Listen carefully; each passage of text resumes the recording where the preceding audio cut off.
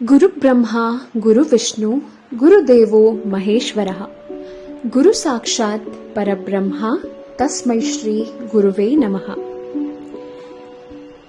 ಇವತ್ತಿನ ದಿನದ ವಿಶೇಷ ಗುರು ಪೌರ್ಣಿಮೆ. ಭಾರತೀಯ ಸಂಸ್ಕೃತಿಯಲ್ಲಿ ಗುರುವಿಗೆ ದೇವರಿಗಿಂತಲೂ ಎತ್ತರದ ಸ್ಥಾನ ಇದೆ.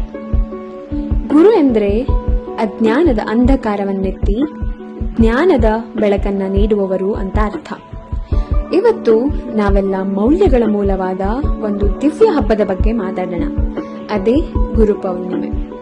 ಇದು ಕೇವಲ ಒಂದು ಹಬ್ಬ ಅಲ್ಲ, ಇದು ನಮ್ಮನ್ನ ರೂಪಿಸಿದವರನ್ನ ನೆನಪಿಸಿಕೊಳ್ಳುವಂಥ ಅಥವಾ ಅವರಿಗೆ ಕೃತಜ್ಞತೆಯ ಕಣ್ಣುಗಳಿಂದ ನಮನ ಸಲ್ಲಿಸುವಂಥ ಪವಿತ್ರವಾದ ದಿನ.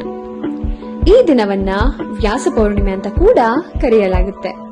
ಯಾಕಂದ್ರೆ ವೇದವ್ಯಾಸರು ಜ್ಞಾನದ ಮಹಾಸಾಗರ. ಅವರು ಇವತ್ತೇ ಜನಿಸಿದ್ರು ಎನ್ನಲಾಗುತ್ತೆ.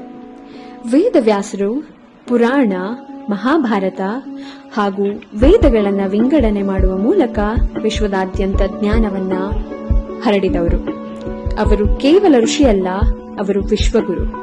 ಅವರ ಸೇವೆ, ತ್ಯಾಗ ಮತ್ತು ಜ್ಞಾನ ಪರಂಪರೆ ಇವತ್ತು ಕೋಟ್ಯಾಂತರ ವಿದ್ಯಾರ್ಥಿಗಳಿಗೆ, ಆಧ್ಯಾತ್ಮ ಸಾಧಕರಿಗೆ ಹಾಗೆ ಅಧ್ಯಯನ ನಡೆಸುವವರ ಪಾಡಿಗೆ ಬೆಳಕನ್ನ ಹರಡ್ತಾ ಇದೆ. ಇದು ಕೇವಲ ಒಂದು ದಿನ ಅಲ್ಲ, ಇದೊಂದು ಭಾವನೆ, ಒಂದು ನಂಟು. ನಮ್ಮ ಗುರುಗಳಿಂದ ನಾವು ತಯಾರಾಗಿದ್ದೀವಿ ಅನ್ನೋ ಸತ್ಯಕ್ಕೆ ನೀಡೋ ಗೌರವ. ಜೀವನದಲ್ಲಿ ನಾವು ಯಾರಿಂದಾದ್ರೂ ಒಂದಷ್ಟು ಕಲ್ತಿದ್ರೂ ಸಹ, ಅಂದ್ರೆ ಒಂದು ಮಾತಾಗಿರಬಹುದು, ಒಂದು ಪಾಠ ಆಗಿರಬಹುದು, ಒಳ್ಳೆ ನಡತೆ ಆಗಿರಬಹುದು, ಒಂದು ಗುಣ ಆಗಿರಬಹುದು, ಆ ವ್ಯಕ್ತಿ ನಮ್ಮ ಜೀವನದಲ್ಲಿ ಗುರುಸ್ಥಾನಕ್ಕೆ ಅರ್ಹರಾಗಿರ್ತಾರೆ.